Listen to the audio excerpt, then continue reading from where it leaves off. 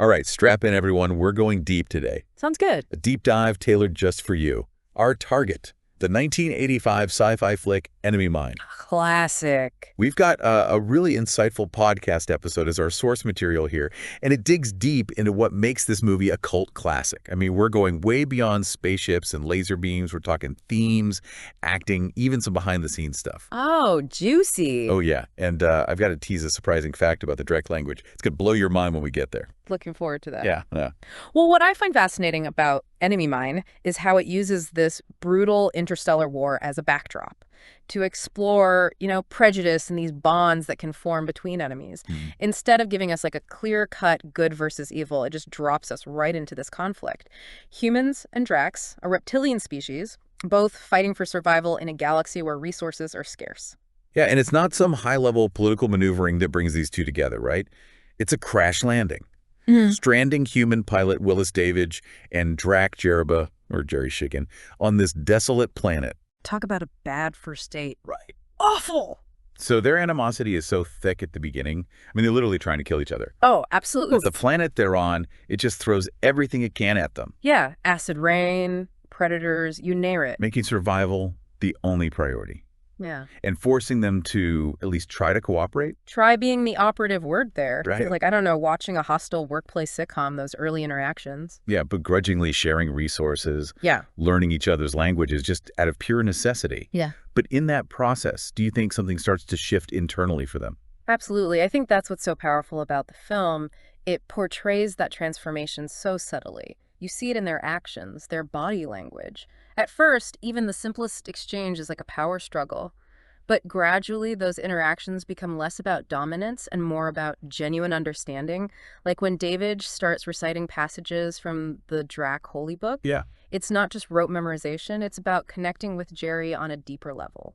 It's true. And it brings us to Louis Gossett Jr.'s performance as Jerry. I mean, he truly makes you believe in this alien being. He disappears into the role. Completely embodies it. Gossett Jr.'s commitment was extraordinary, truly. I mean, he didn't just learn lines, he helped develop the Drac language from scratch. Worked with a linguist, crafted a whole system of sounds, grammar, everything. Wow. That level of detail, that dedication to creating this authentic alien character, it's captivating. That must have been incredibly challenging. It's not like there's a Drac dictionary lying around. Not at all. But it makes you wonder, does that shared language truly help to bridge the gap? Or is it something deeper? I think it's a bit of both, right?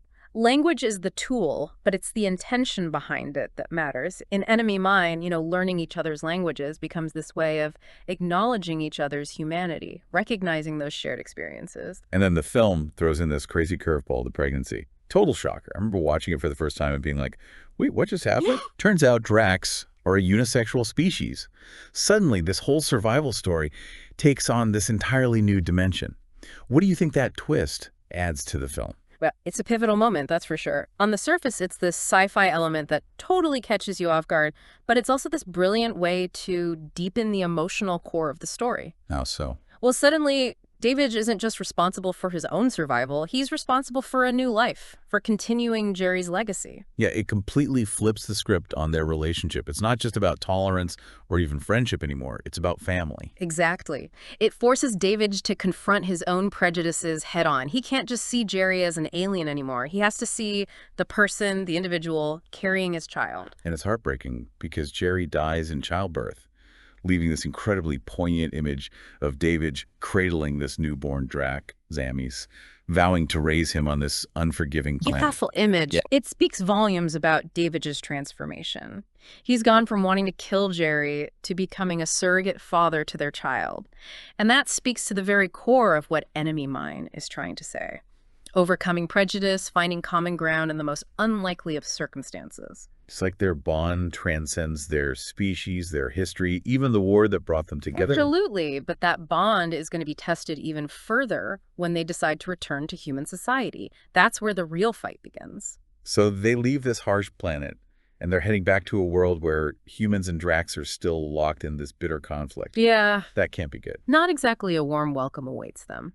And that's what we'll explore in the next part of our deep dive. David returns to human society, but it's not exactly the, triumphant homecoming he might have expected. He's carrying the weight of his experiences, the loss of Jerry, and this incredible responsibility for Zammy's. And let's be real, he's walking back into a world that hasn't undergone the same transformation he has. Humans and Drax are still at war, so how is this unlikely family going to be received? It's complex, and the film doesn't shy away from the prejudice David faces. Some humans see him as a traitor, for bonding with the Drac, for raising a Drac child. They just can't see past the wartime propaganda, can't see the individual, the connection he's formed. It's a harsh reminder that change doesn't happen overnight. Even after witnessing the horrors of war, experiencing such profound personal loss, some people just cling to that hate and fear. Absolutely, and what's interesting is that David encounters prejudice from the Dracs, too. Some see Zammy's as the symbol of collaboration with the enemy, a betrayal of their own kind. So he's stuck between a rock and a hard place, Yeah, rejected by his own people and facing suspicion from the Dracs. it really is. What does he do? Well, it's a testament to David's growth that he doesn't give up. He's determined to honor Jerry's memory by making sure Zammy's is accepted into the Drac community. I can imagine it'd be tempting to just walk away, Yeah. retreat back into the familiar comfort of his own species. Oh, for sure. But he chooses to fight for Zammy's right to belong, even if it means risking everything. He does, and that fight's not easy. He faces these bureaucratic hurdles, legal challenges, outright hostility from both sides. It sounds exhausting. Oh, absolutely. But it's not all doom and gloom, is it? There must be moments of hope, little glimmers of acceptance along the way. There are. The film does a great job of showing us individuals on both sides who are willing to look beyond the conflict. They see the potential for peace, for understanding, often in minor roles, but they represent these seeds of change, the possibility for a different future. It's like those small acts of kindness, those moments of connection start to build momentum, Yeah, like a ripple effect. challenging the status quo. Precisely, and ultimately David succeeds. He secures Zammy's place within the Drac community. That's amazing. It's a hard-won victory, a testament to his love for Zammy's and his commitment to Jerry. Powerful stuff. It's a powerful message about the power of one person to make a difference, to challenge these deeply ingrained prejudices, to fight for what's right, even when the odds are stacked against you. And it's a reminder that change often starts with small individual acts of courage and compassion. It's about challenging our own assumptions, recognizing our shared humanity, and working towards a more inclusive, understanding world. Absolutely. But it's not just the characters and their journeys that make Enemy Mine so compelling, right? The production itself had its fair share of challenges. We touched on this a bit earlier, but let's go a little deeper. What can you tell us about the behind-the-scenes drama that unfolded during the making of this film? Enemy Mine had a notoriously troubled production. There was a director change, a shift in filming location, budget issues, all things that could have easily derailed the project. That sounds like a recipe for disaster. It's amazing the film even got finished, let alone turned out as well as it did. Do you think those challenges had any impact on the final product? Hard to say for certain, but it is interesting to think about how those behind-the-scenes difficulties might have influenced the film's tone, the themes. For example, the director change from Richard Long Crane to Wolfgang Peterson likely had a pretty significant impact on the visual style, the overall approach. So we've got creative differences, logistical nightmares, budget constraints, and yet somehow Enemy Mine emerges as this thought-provoking, emotionally resonant film. What do you think accounts for its enduring appeal? Combination of factors, I'd say. First, the story itself is just compelling. Classic tale of survival, prejudice, unexpected connection, set against this imaginative backdrop of intergalactic war. It taps into these universal themes that resonate with audiences, no matter the time period. It's like those classic myths and fairy tales that we keep telling over and over again. The setting might change, the characters might be different, but the core human experience, those struggles, the lessons we learn, they remain timeless. Exactly. And Enemy Mine also benefits from those strong performances, particularly Louis Gossett Jr. as Jerry. His dedication to the role, the way he embodies this alien character with such depth and humanity, it elevates the entire film. Totally agree. His performance really brings Jerry to life. You completely forget you're watching an actor in makeup. You're just drawn into Jerry's world, his emotions, his struggles. Yeah, and we can't forget the visual effects. While they might seem a little dated by today's standards, they were groundbreaking for their time.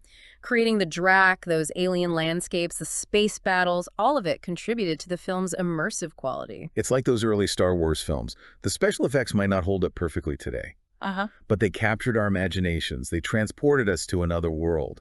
And that's what good sci-fi does, right? Uses the fantastical to explore real-world issues, challenge our perspectives, make us think about our place in the universe. Absolutely, and that's where Enemy Mine truly excels. It uses the genre conventions of science fiction to tell a deeply human story, one that speaks to the complexities of prejudice, the power of empathy, the enduring strength of the human spirit. Okay, before we wrap up, I have to deliver on that surprising fact I teased earlier about the Drac language. Ah, yes, the Drac language, not just a bunch of gibberish, fully realized language with its own grammar and vocabulary, created specifically for the film. And here's the kicker. Mhm. Louis Gossett Jr. wasn't just fluent in this made-up language, he actually helped create it. He worked closely with a linguist, crafting this system of sounds and syntax that felt authentic and believable. It's a testament to his dedication to the role, his desire to bring Jerry to life in the most authentic way possible. It's incredible, speaks volumes about his artistry, his commitment. He wasn't just playing a role, he was inhabiting a character, a culture. And that level of immersion is what makes his performance so captivating. You truly believe he's an alien being, communicating in his native tongue, a remarkable feat of acting and linguistic creativity. It really is. It's what makes Enemy Mine more than just a sci-fi action film. It's a film that explores the complexities of language, communication, the very nature of understanding. A reminder that even when words fail us, there are other ways to connect, to empathize, to build bridges across these seemingly insurmountable It divides. really makes you think about the power of language, right? It's Yeah. not just about words, it's about intention, understanding, building those connections. Exactly. And that's something Enemy Mine highlights so well. It's not just about these two individuals overcoming their differences. It's a story about how communication can break down barriers and build a more inclusive world. And that message feels incredibly relevant today, Mhm. especially in a world that often feels so divided. Absolutely. We live in a time where it's easy to just retreat into our own little echo chamber, surround ourselves with people who think and believe the exact same things we do. But Enemy Mine, it challenges us to step outside of those comfort zones, to engage with those who are different, recognize that shared humanity. So, as we wrap up our deep dives into Enemy Mine, what do you think is the most important takeaway? What should our listener be thinking about long after this episode is over? I think the key takeaway is that empathy is a choice.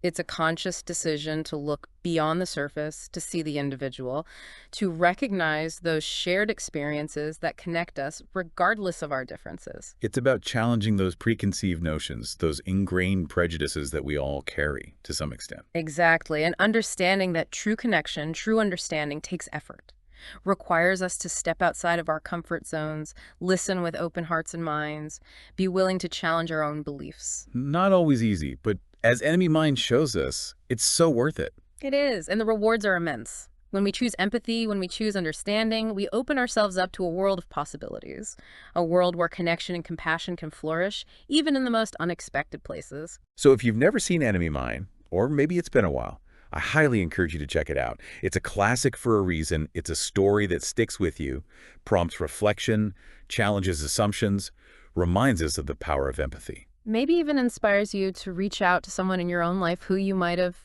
dismissed or judged prematurely. That's what we hope these deep dives do, Mm. Spark curiosity, get those conversations going, encourage you to look at the world around you with a fresh perspective. Remember, there's always more to learn, more to explore, more ways to connect. And on that note, we'll wrap up this deep dive into Enemy Mine. We'll be back soon with another fascinating topic, ready to go deep and uncover those hidden gems of insight just for you. Until next time, keep exploring, keep questioning, and keep those conversations flowing. See you soon.